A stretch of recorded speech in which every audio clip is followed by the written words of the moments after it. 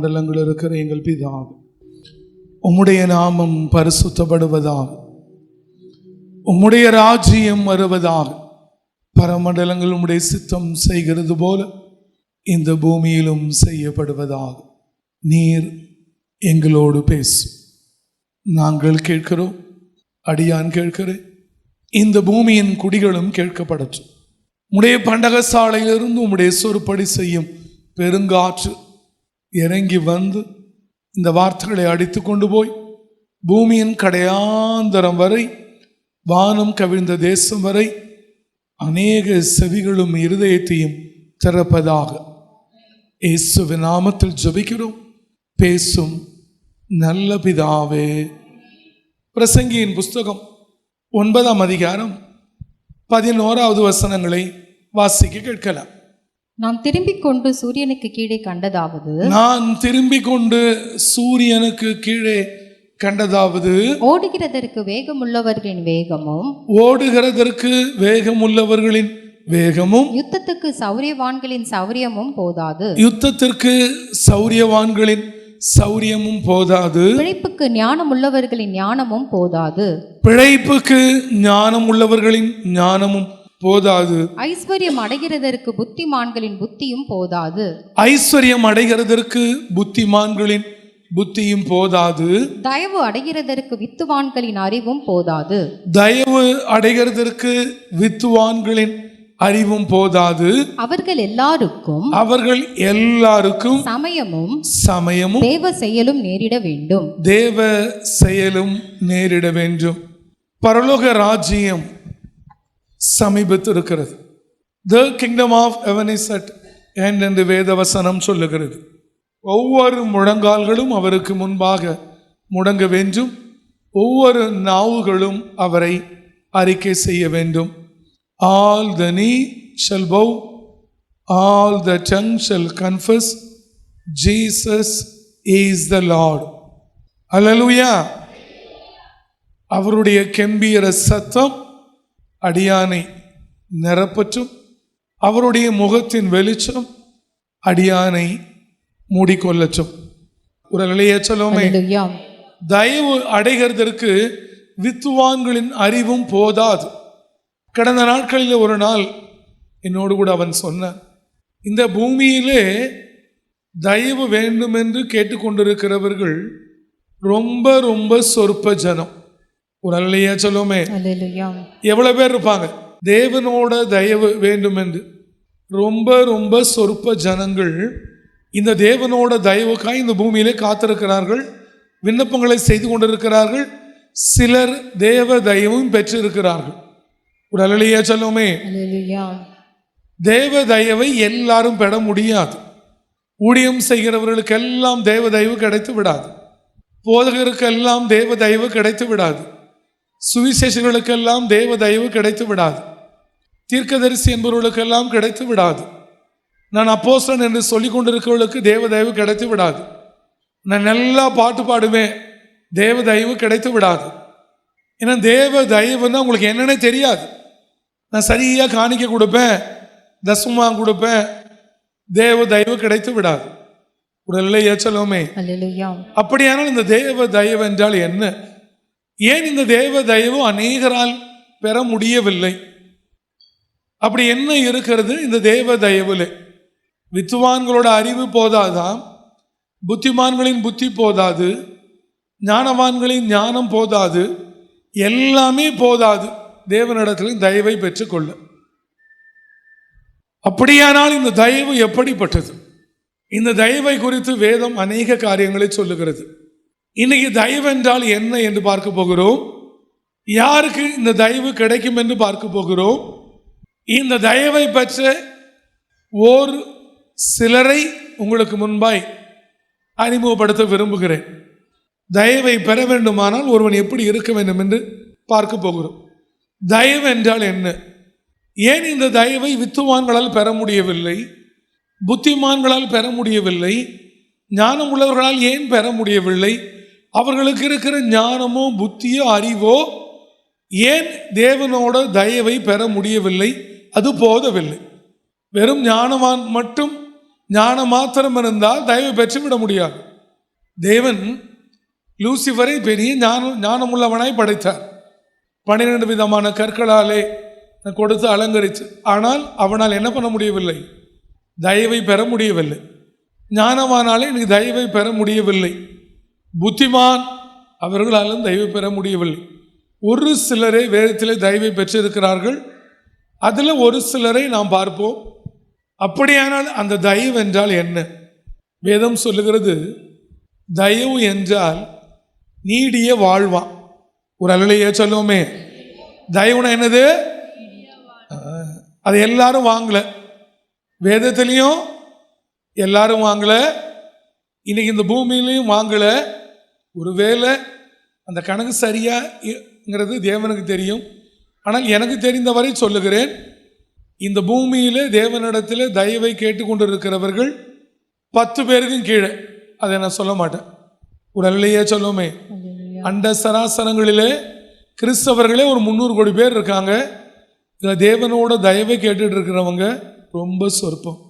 அது சாதாரணமானதில்லை. நீ 100 வருஷம் ஊழியம் செய்தாலும், நீ 200 வருஷம் ஊழியம் செய்தாலும், உன் தாய் தகப்பனெல்லாம் ஊழியம் செஞ்சாலும் தயவை வாங்கணுன்னா அது ஒரு பெரிய தனி குவாலிட்டி.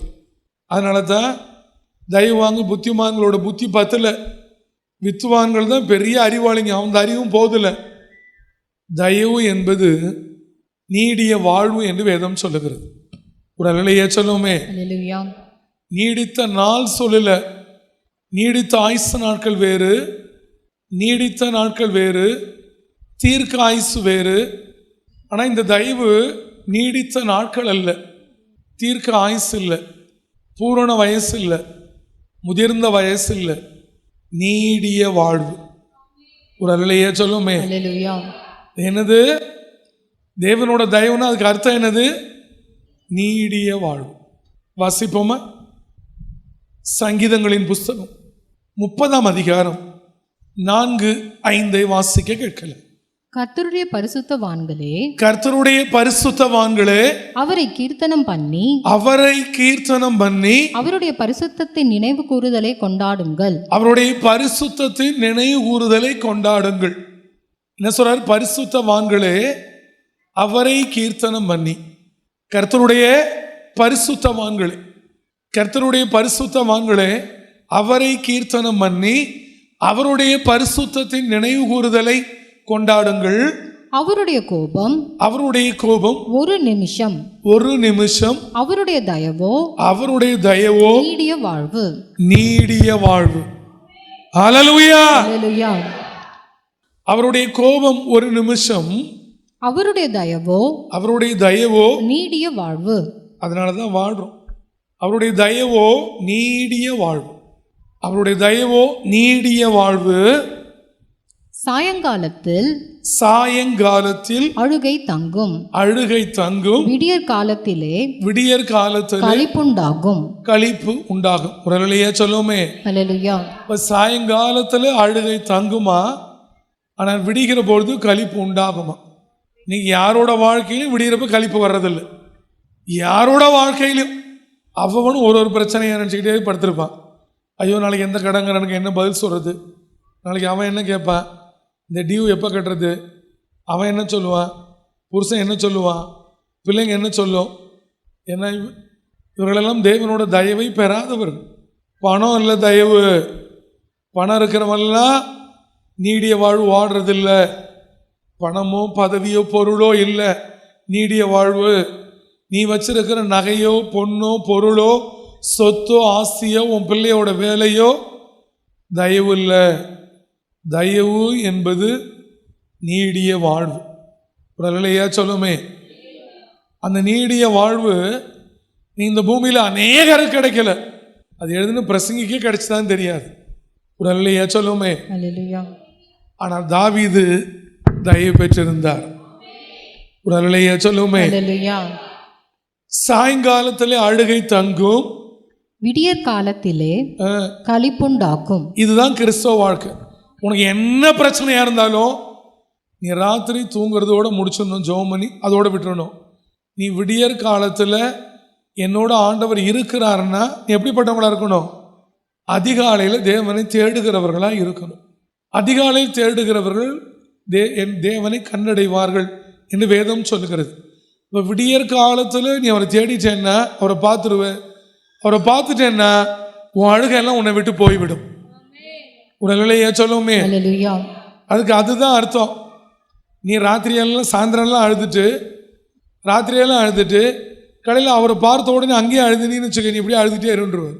விடியற் காலத்திலே களிப்பு உண்டாகும். இன்னைக்கு ஒரு முடிவு செய்து கொள், எப்படியாவது அவரோட தயவை பெற்றுக்கொள்ள வேண்டும் என்று சொல்லி. சாதாரணமாக தெய்வ தாங்க அப்படிலாம் யாரும் வேதத்தில் தெய்வம் வாங்கலை. எப்படி இருந்தால் தயவு வாங்க முடியும்னு பார்க்க போகிறேன். இந்த தயவு நீடிய வாழ்வா. இன்னொரு இடத்துல வேதம் சொல்லுகிறது, ஒரு மனுஷனுக்கு இந்த பூமியில் நலமானது தயவு தானா. ஒரு அலையிலேயே சொல்லுவோமே, நீங்கள் யாரோட தயவு போகிறீங்க? மனுஷனோட தயவு. அப்படியே ஒரு உடம்பு செல்லும், அப்படியே டாக்டர்கிட்ட போய் என்ன செலவானாலும் பரவாயில்ல, ஆண்டவர்கிட்டே ஜெபம் பண்ணோம், டாக்டரோட தயவு கிடைக்கட்டும், கண்ணில் தயவு கிடைக்கட்டும். டாக்டரோட கண்ணில் தயவு கிடைக்கிறதுக்கு ஆண்டவர் என்ன செய்யணும்? ஆண்டவர் ஏன் செய்யணும்? நீடிய வாழ்வுங்கிறது தேவனோட தயவு. அவரிடத்துல தயவு வாங்கினா நீ நீண்ட நாள் வாழ போகிற. அந்த தயவு நலமானதுன்னு வேதம் சொல்லுகிறது. யோபு சொல்லுகிறார், அந்த பொன்னையும் தங்கத்தையும் பார்த்து நான் ஒரு நாளும் அது எனக்கு ஆதரவு என்று சொல்லவில்லை என்று சொன்னார். அப்படி சொன்னதுனால தான் தேவன் எல்லாவற்றையும் யோபுக்கு கொடுத்தார். உடலையே சொல்லுவோமே, யோபு மாதிரி இந்த பூமியில் இழந்து போனதை யாருமே திரும்ப வாங்கலை. அவர் ஒருத்தர் தான் இந்த பூமியிலே இழந்து போனது இந்த பூமியிலே வாங்கினார். ஒரு அலையிலேயே சொல்லுவோமே. அப்போ என்னென்ன, அவருக்கு அந்த பொன் மேலும் வெள்ளியின் மேலும் பொருளும் எனக்கு ஆதரவு இல்லைன்னு சொன்னார். அப்போனா எனக்கு இது வாழ்வு இல்லை, இந்த பொண்ணு இருந்தால் எனக்கு போதும் அப்படின்னு அவர் நினைக்கல. அப்போ தேவனோட தாசனை யோபுக்கு அன்னைக்கே தெரிஞ்சிருக்கு, இந்த பொண்ணும் பொருளும் எனக்கு ஆதரவு இல்லை. ஆதரவு என்பது சேனைகளின் கர்த்தர் என்று தான். ஒரு அலையிலேயே சொல்லுவோமே. அதனால நீ நினச்சிட்டு இருக்க உன் புள்ள ஆதரவாக இருப்பா, உன் பொண்ணு ஆதரவாக இருக்கும். நெவர். அதை கூட வாசிப்போமா? யோபுவின் புஸ்தகம் 31:24-25 வாசிக்கலாம். நான் பொன்னின் மேல் என் நம்பிக்கையை வைத்து தங்கத்தை பார்த்து. பொண்ணு தங்கம் ரெண்டையுமே பார்க்கிறாரு. இதுலேருந்து என்ன தெரிகிறது? பொன் பேசும் என்று தெரிகிறது, தங்கம் பேசும் என்று தெரிகிறது. ஒரு அலையிலேயே சொல்லுவோமே. அப்போ அதை பார்த்து சொன்னாலும் அதுக்கு செவி இருக்கிறதுனால தான் அதை பார்த்து அவர் பேசுறாரு. அதை சாட்சிக்கு கூப்பிடுறார். ஏய் பொண்ணே, ஏய் தங்கமே, இங்க வா, நான் உன்னை என்னைக்கா பார்த்து என் நம்பிக்கைன்னு சொன்னேன்னா, இல்லைன்னா என் ஆதரவுன்னு சொன்னேன்னா, நான் பொன்னின் மேல் என் நம்பிக்கை வைத்து தங்கத்தை பார்த்து நீ என் ஆதரவு என்று நான் சொன்னதும் என் ஆஸ்தி பெரியதென்று என் கைக்கு மிகுதியும் கிடைத்ததென்றும் நான் மகிழ்ந்ததும். நான் மிகுதியாய் வாழ்ந்த பொழுது என் ஆஸ்தி பெருசு, என் கைக்கு மிகுதியும் கிடைத்ததென்று நான் மகிழ்ந்ததும். சூரியன் பிரகாசிக்கும் போதும் அல்லது சந்திரன் மகிமையாய் செல்லும் போதும் நான் அதை நோக்கி. ஒரு அல்லையே சொல்லுமே. ஒரு நாள் அவர் சொல்லல, ஆஸ்தியை பார்த்தோ, பொண்ணை பார்த்தோ, தங்கத்தை பார்த்தோ ஆதரவுன்னு சொல்லி, இதே ஆஸ்தின்னு சொல்லி, நிம்மதியாக கிடைச்சிருக்குன்னு சொல்லி அவர் மகிழ்ந்ததும் இல்லை, அதை பார்த்து பேசினதும் இல்லை. இதுலேருந்து ரெண்டு தெரிகிறது, பொன்னும் தங்கமும் ஆசையும் மகிழ்ச்சியும் கொடுக்காது, ஆதரவாகவும் இருக்காது. ஒரு அல்லையே சொல்லுவோமே. அப்படி ஒரு வாழ்க்கை வாழ்ந்தான் கிறிஸ்தவ வாழ்க்கை. நீ இந்த பூமியில் இழந்து போனது இந்த பூமியில நீ வாங்கிக்கலாம். எது ஆதரவு இல்லை? பொன்னோ தங்கமோ ஆஸ்தியோ ஐஸ்வர்யமோ ஆதரவு இல்லை. பொன்னோ தங்கமோ ஆஸ்தியோ ஐஸ்வர்யமோ மகிழ்ச்சி இல்லை. அப்போ மகிழ்ச்சி தராத, ஆதரவு தராத இந்த பொண்ணு மேலே, நகை மேலே, தங்கத்து மேலே நீ வச்சுக்கிட்டு சுற்றினா ஒரு நாள் அனுபவிக்கும் தரானிங்க எடுத்துருவாரு. நீ ஒன்றும் இல்லாமல் போவாய். நீடிய வாழ்வுன்னு உனக்கு என்னன்னு தெரியாமலே போயிடும். ஒரு அலையிலேயே சொல்லுவோமே. கிடைத்ததுன்னு நான் மகிழ்ந்ததும், சூரியன் பிரகாசிக்கும் போதும் ஆ, அல்லது சந்திரன் மகிமையாய் செல்லும் போதும் ஆ, நான் அதை நோக்கி ஆ, என் மனம் ரகசியமாய் மயக்கப்பட்டு ஆ. என் வாய் என் கையை முத்தி செய்ததுண்டானால், ஏதாவது செஞ்சா கூட சூரியனோ சந்திரனோ முத்தி செய்யறது என்னன்னு தெரியுமா? அந்த மாதிரி சூரியனையோ சந்திரனையோ என் மன ரகசியமாக கூட முத்தி செய்யலையா. ஏய், சூரியன் நமக்கு ஏதாவது ஒரு உதவி செய்யும், சந்திரன் ஏதாவது மகிமையாக இருக்கு, ஏதாவது நடக்கும், பொண்ணு தங்கம் இருக்கு, ஆஸ்தி இருக்கு, அந்த மாதிரி நினைக்கவே இல்லையா. அதுதான் வாழ்க்கை. அதனால தான் இழந்து போன அதையும் கொடுத்தாரு. வேதத்தில் 20 பிள்ளை பெற்ற ஒரே ஒரு ஆண் மகன் அப்படின்னு அவரோட ஆண் மகன் என்னோட சகோதரனா அது யோபு மாத்திரம்தான். ஒரு அலையிலேயே சொல்லுவோமே. அல்லேலூயா. அதுதான் இந்த பூமியில் எது மேலேயும் ஆதரவு வைக்காதவங்களுக்கு தேவன் கொடுக்குற பெரிய ஆசீர்வாதம், நீடிய வாழ்வு. அதுதான். அப்போ எதெல்லாம் ஆதரவு இல்லையோ அதை நீ சேர்த்து வைக்கிற, எதெல்லாம் நம்பிக்கை இல்லையோ அதை பின்னாடி போகிற, எதெல்லாம் உனக்கு ஒரு பிரயோஜனம் மகிழ்ச்சி தராதோ அது பின்னாடி ஓடுற. இதைத்தான் இயேசு இந்த பூமியில் இருந்து போய் சொன்னார், உங்கள் பொக்கிஷங்களை பரலோகத்திலே சேர்த்து வையுங்கள் என்று. இங்கே இருந்தால் என்ன ஆகிடும்? அரிச்சிட்டு போயிடும்னு சொல்லிட்டு அவர் அதிகாரமாய் தோரணமா இப்படி சொன்னார். சங்கீதம் போலாமா? அவரோட தயவு நலமா. என்னது? அவருடைய தயவு நலம் என்று வேதம் சொல்லுகிறது. சங்கீதங்களின் புஸ்தகம் 69ஆம் அதிகாரம் 16வது வசனங்களை வாசிக்கலாம். கர்த்தாவே, கர்த்தாவே, என் விண்ணப்பத்தை கேட்டருளும், என் விண்ணப்பத்தை கேட்டருளும், உம்முடைய தயை உம்முடைய தயை நலமாய் இருக்கிறது. நலமாய் இருக்கிறது. இந்த தயை என்னது? நீடிய வாழ்வு. அடுத்து என்னது? நலமானது. அதுதான் நலம். தேவனோட தயை விட ஒரு பெரிய நலத்தை நீங்கள் இந்த பூமியில் கண்டுபிடிக்க முடியாது. வாழ்வே இல்லைன்னா நீ எது பின்னாடி ஓடி உனக்கு என்ன பிரயோஜனம்? மகிழ்ச்சியே இல்லைன்னா நீ வாழ்ந்து என்ன பிரயோஜனம்? இல்லை உனக்கு தேவனோட ஆதரவே இல்லைன்னா நீ என்ன வீடு கட்டி என்ன வச்சிருந்து என்ன பிரயோஜனம்? கர்த்தாவே, என் விண்ணப்பத்தை கேட்டருளும், உம்முடைய தயை உம்முடைய தயை நலமாய் இருக்கிறது. நலமாய் இருக்கிறது. உமது உருக்கமான இரக்கங்களின்படி உமது உருக்கமான இரக்கங்களின்படி என்னை கடாட்சித்தருளும். என்னை கடாட்சி தருளும் என்று சொல்லுகிறார். உருக்கமான இரக்கங்களின்படி இந்த நல்ல தயை வந்தா தேவனோட கடாட்சம் வரும். ஒரு அலையிலேயே சொல்லுவோமே. அல்லேலூயா. என் ஜனமே, என் உறவுகளை, யாருக்கு தேவன் இந்த தயவை கொடுக்கிறார்? இந்த தயவை பெற ஒருவன் எப்படி இருக்க வேண்டும்? நீ உத்தமனா இருந்தா, நீ உத்தமியா இருந்தா தேவன் உனக்கு உத்தமனா இருப்பார், உத்தமரா. ஒருவேளை இந்த பூமியில நீ வாடுறப்ப நீ புனிதனா இருந்தா உனக்கு ஒரு புனிதனா இருப்பார். நீ திருடனா இருந்தா அவர் திருடனா இருக்க மாட்டாரு, ஆனா நீ திருடனாவே இருப்ப. இனிமேல் நீங்க எப்படி வாடுறீங்களோ அப்படிதான் தேவன் உங்கள்கிட்ட இருப்பாரு.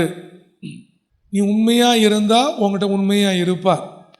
அப்ப நீ விண்ணப்பம் செய்து அவர் உண்மையா இல்லைன்னா நீ உண்மையா இல்லைன்னு நீ ஒன்ன முடிவு பண்ணிக்கணும்.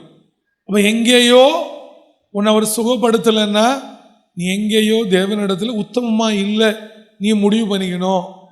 நான் வேதம் அப்படித்தான் சொல்லுகிறது. உத்தமனுக்கு அவர் உத்தமரா இருக்கார். நீ யோகியனா இருந்தீனா நீ கஷ்டப்பட மாட்ட. நீ யோகியம் உள்ளவளா இருந்தா நீ கஷ்டப்பட மாட்ட. நீ உத்தமியா இருந்தா கஷ்டப்பட மாட்ட. நீ உத்தமனா இருந்தா கஷ்டப்பட மாட்ட.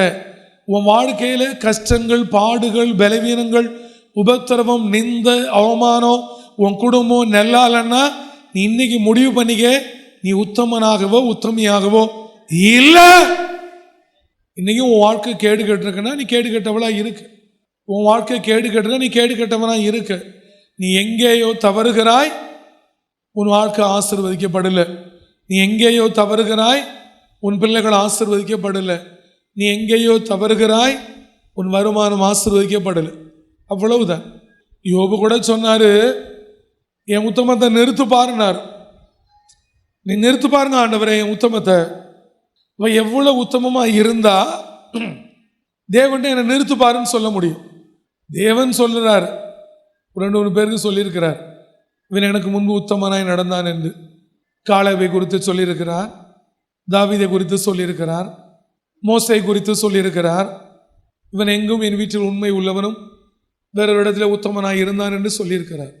ஆனால் தேவன்கிட்ட நான் உத்தமமாக இருந்தேன் பாரு அப்படின்னு சொன்னது 2 பேர். அதில் ஒருவன் என் உத்தமத்தை பார் என்று சொன்னேன். அவனுக்கு தான் ஒரு உத்தமர். யாருக்கு? ஆண்டவரே, நீ எந்த காரியமாக இருந்த ஒரு காரியத்திலேயாவது அவருக்கு முன்னாடி நீ எப்படி இருக்கணும்? உத்தமமாக இருக்கணும். உத்தமம் இருக்கும். இல்லைன்னா தயவு வாங்க முடியாது. வாசிப்போமா? சங்கீதங்களின் புஸ்தகம் 18ஆம் அதிகாரம் 25, 26 வாசிக்க கேட்கலாம்.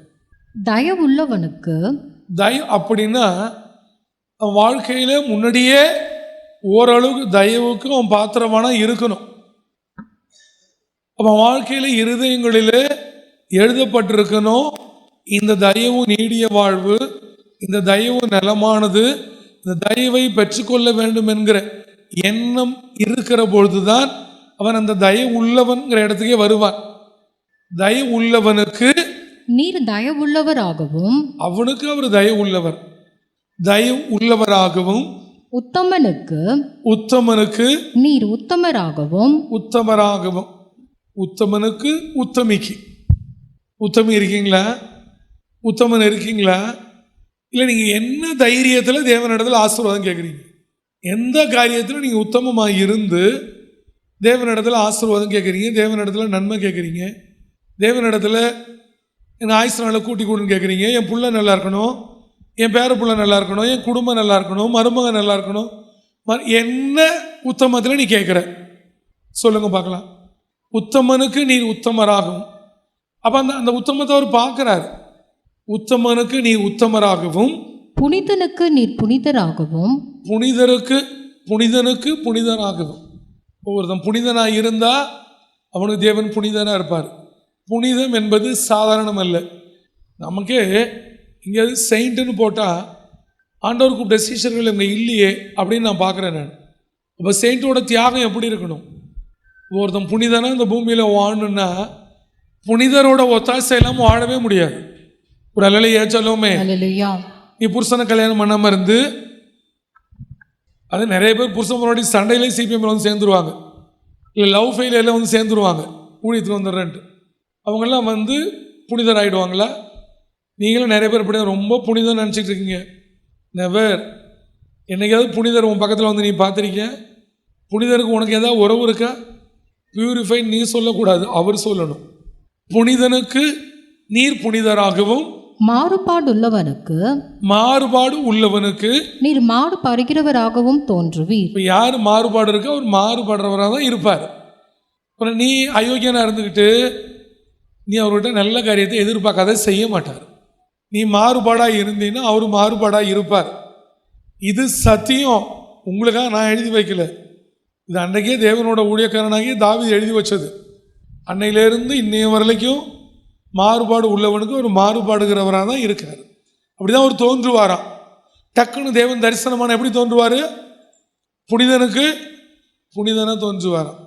ஒருத்தன் பியூரிஃபையாக தேவனுக்கு வாழணும், புனிதனாக வாழணும் அப்படின்னு நினைக்கிறவனுக்கு இயேசு இந்த பூமியில் எப்படி புனிதத்தோடு வாழ்ந்தாரோ, பிதாவாகிய தேவன் எப்படி இருந்தாரோ அந்த புனிதத்துக்கு, அந்த புனிதரை போல் அவர் தோன்றுவார். தயவு உள்ளவனுக்கு தயவு கொடுக்கிற தீன தயாளனாய் தோன்றுவார்.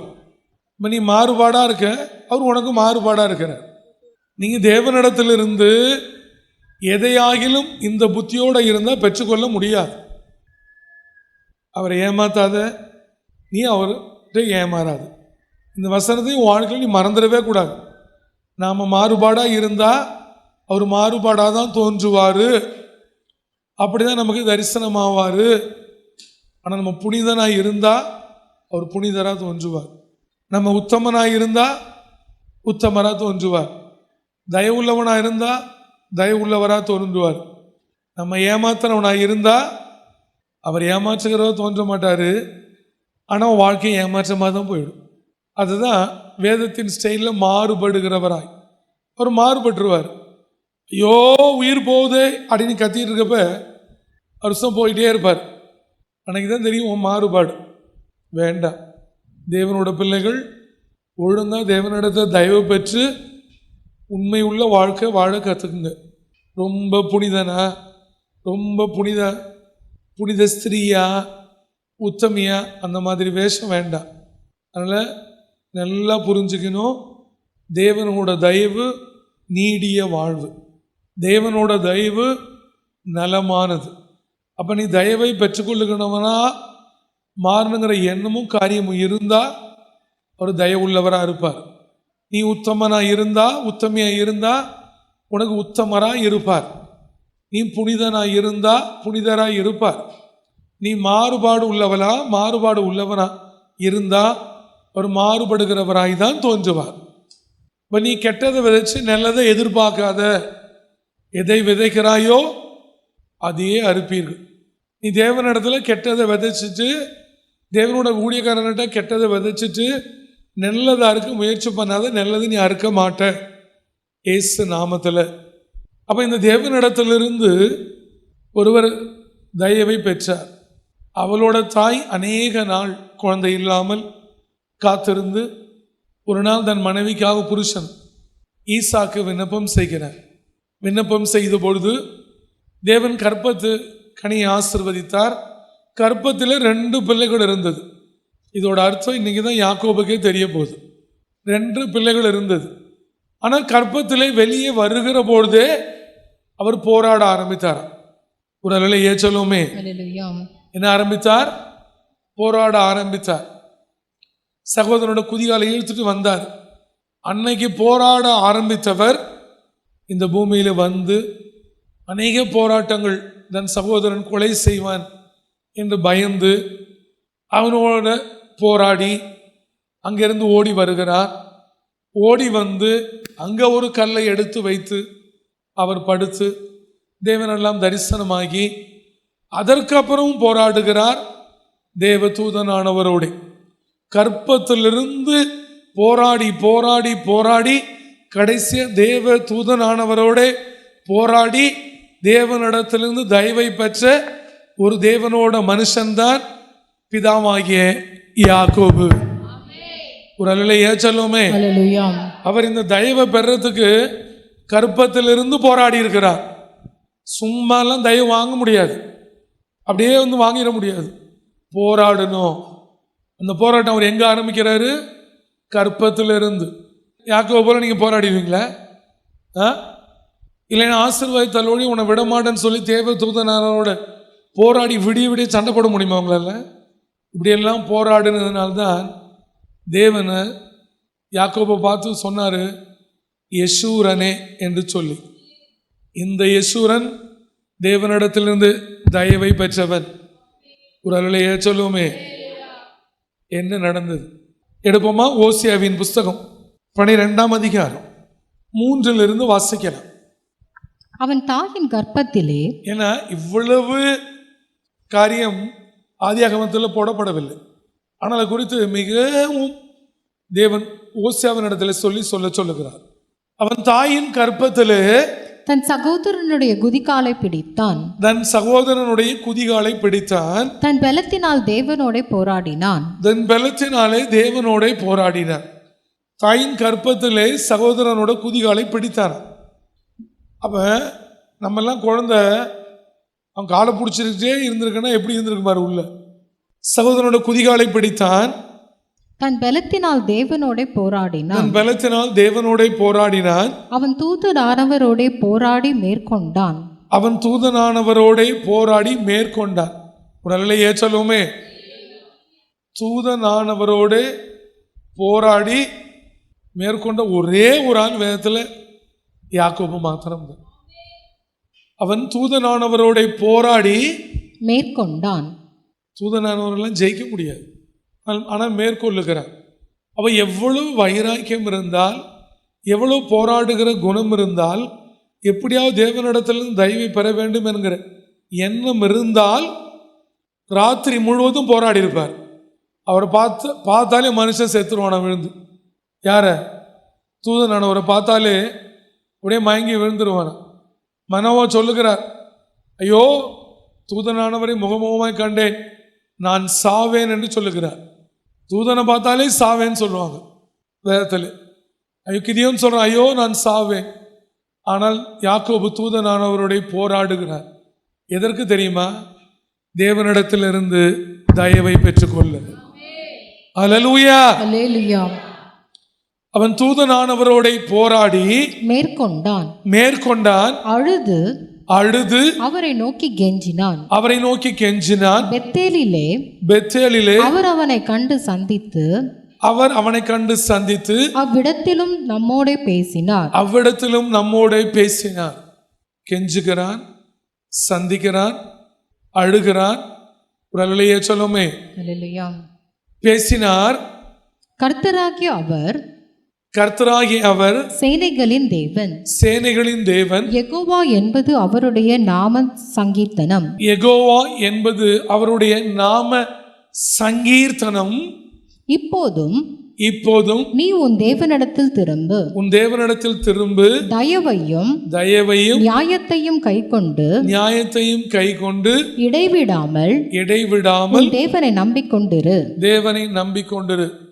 அங்கே யாக்கோபு தேவனிடத்திலிருந்து தயை பெற்றதுனாலே ஓசியா இஸ்ரவேல் ஜனங்களுக்கு சொல்லுகிறார், நீ உன் தேவனிடத்திலே திரும்பு.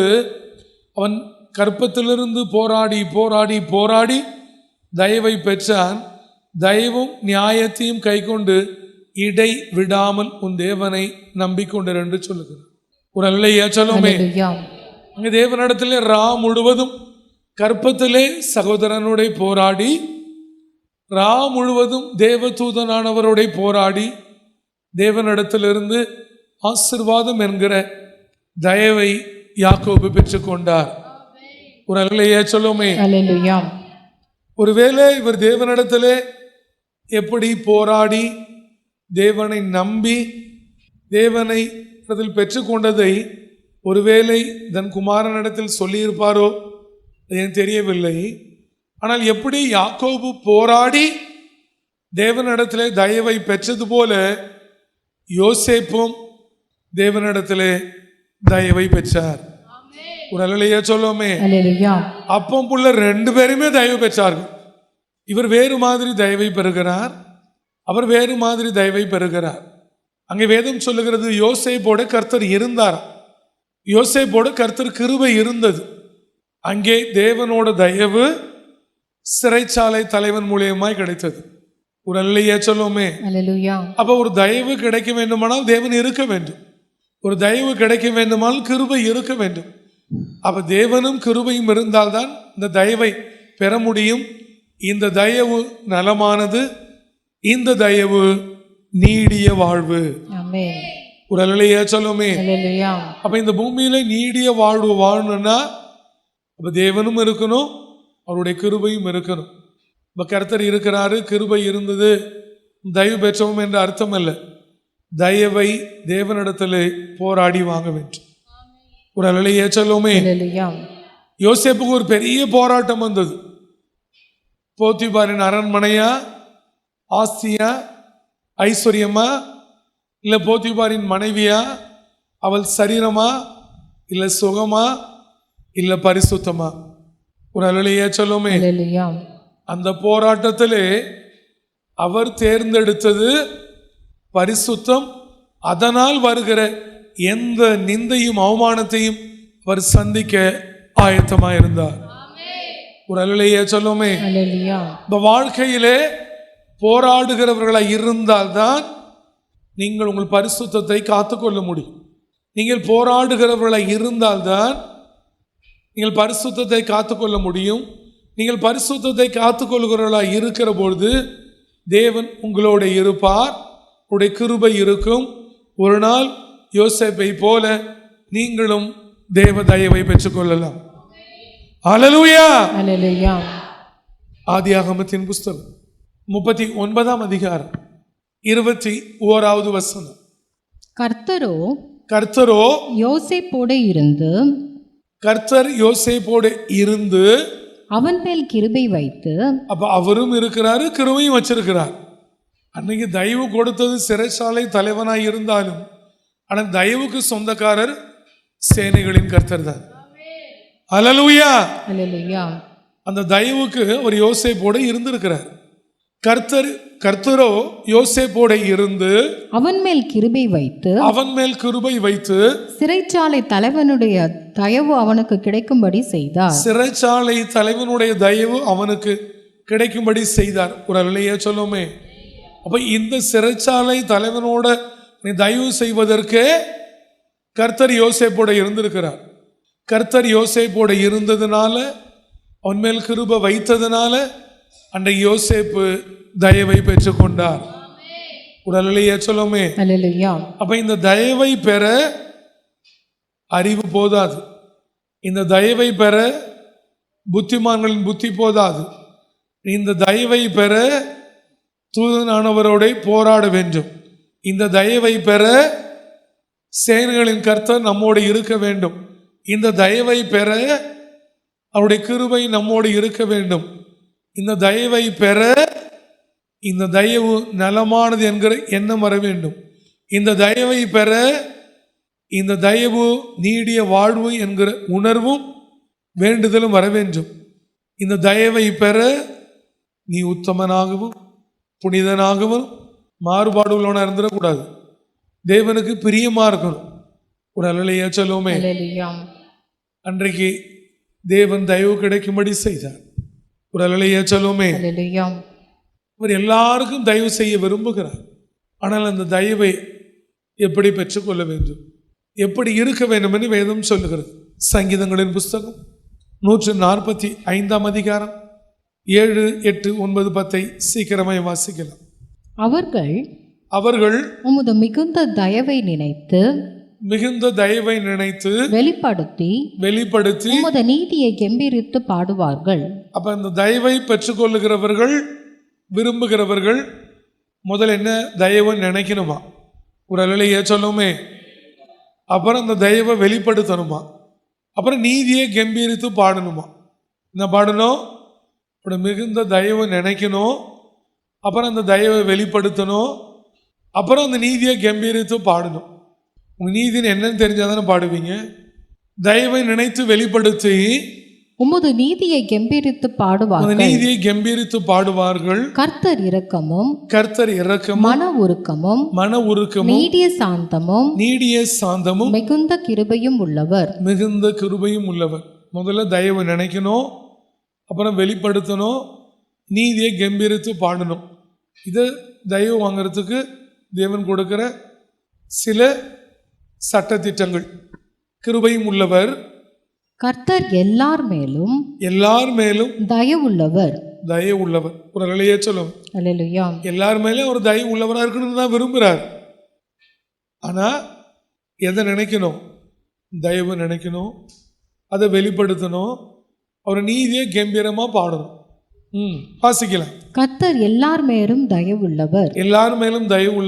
அவர் இரக்கங்கள் அவருடைய எல்லா கிரியைகளின் மேலும் உள்ளது. அவருடைய இரக்கமும் அவருடைய தயவும் எல்லார் மேலும் எல்லா கிரியும் மேலேயும் இருக்கு. ஆனா அதெல்லாம் அவங்க வாங்கினதுன்னு அர்த்தம் இல்லை, உள்ளது. கர்த்தாவே, உம்முடைய கிரியைகள் எல்லாம் உம்மை துதிக்கும். உம்முடைய கிரியைகள் எல்லாம் உம்மை துதிக்கும். ஒரு அல்லையே சொல்லுவோமே. அல்லேலூயா. துதிக்கணும். எதை நினைச்சு துதிக்கணும்? தயவு நினைச்சு, தயவை வெளிப்படுத்தி அந்த நீதியை கம்பீரித்து அப்படி துதிக்கணுமா? உம்முடைய கிரிகள் எல்லாம் உம்மை துதிக்கும். உம்முடைய பரிசுத்தவான்கள் உம்மை ஸ்தோத்தரிப்பார்கள். ஒரு அல்லையா சொல்லுவோமே. அல்லேலூயா. ஸ்தோத்தரிப்பார்கள். மனுபுத்திரருக்கு உமது வல்லமையுள்ள செய்கைகளையும் உமது ராஜ்யத்தின் சிறந்த மகிமை பிரதாபத்தையும் தெரிவிக்கும்படிக்கு உமது ராஜ்யத்தின் மகிமையை அறிவித்து உமது வல்லமையை குறித்து பேசுவார்கள். ராஜ்யத்தின் மகிமையை அறிவிக்க, தேவனோட வல்லமையை குறித்து பேச, மனுபுத்திரருக்கு தேவனோட வல்லமை உள்ள செய்களை சொல்ல, ராஜ்யத்தோட சிறந்த மகிமை பிரஸ்தாபம், ராஜ்யத்தோட மிக சிறந்த மகிமை பிரஸ்தாபம் எது? தேவ தயவு. ஒரு அல்லையே சொல்லுவோமே. நீங்கள் உங்களை ஒப்பு கொடுங்க. எனக்கும் தேவனோட தயவு வேணும். இனி என் வாழ்க்கை புனிதனாய் இருக்கும். நான் உத்தமனாய் உத்தமியாய் இருப்பேன். எனக்கு மாறுபாடு இருக்காது. இந்த மாறுபாடு உள்ள எண்ணம் என்னை விட்டு விலகி போகட்டும். யாக்கோபை போல போராடுவேன். யோசேப்பை போல பரிசுத்தத்தை காக்க போராடுவேன். எனக்கு தேவ தயவு வேண்டும் என்று சொல். உங்கள் அறிவு போதாது, இதை பெற்றுக்கொள்ள உங்கள் புத்தி போதாது, உங்கள் ஞானம் போதாது, உங்கள் விவேகம் போதாது, உங்கள் வேகம் போதாது. இடைவிடாமல் நம்ப வேண்டும். இதோ நான் உங்களுக்காய் ஜெபிக்கட்டும். பரமண்டலங்கள் இருக்கிற எங்கள் பிதாவே, நன்றி ஆவியானவர். உம்முடைய நாமம் பரிசுத்தப்படுவதாக, உம்முடைய ராஜ்யம் வருவதாக. தயவு பெருத்தவர், தீன தயாளன், தயவு பெருத்தவர்களை, தயவு பெற்றுக் கொண்டவர்களை எங்களை வைப்பீராக. ஆண்டவரே, என் ஜனங்களும் அப்படியே இருக்கட்டும். உத்தமர்களாக, புனிதர்களாக, யாக்கோபை போல போராடுகிறவர்களாக, யோசேப்பை போல பரிசுத்தத்திற்கு போராடுகிறவர்களாய், நீடிய வாழ்வை ருசிக்கிறவர்களாய், நலமானதை அனுபவிக்கிறவர்களாய் எங்களை வைத்தருளும். ஆண்டவரே, இந்த தயவை பெற புத்தியும் அறிவும் போதாது, நீர் மாத்திரமே போதும். எங்களை ஆசீர்வதி. ஜெபம் கேளு. தயவு பெற்றவர்களாய் மாற்றும் நல்ல பிதாவே, ஆமென்.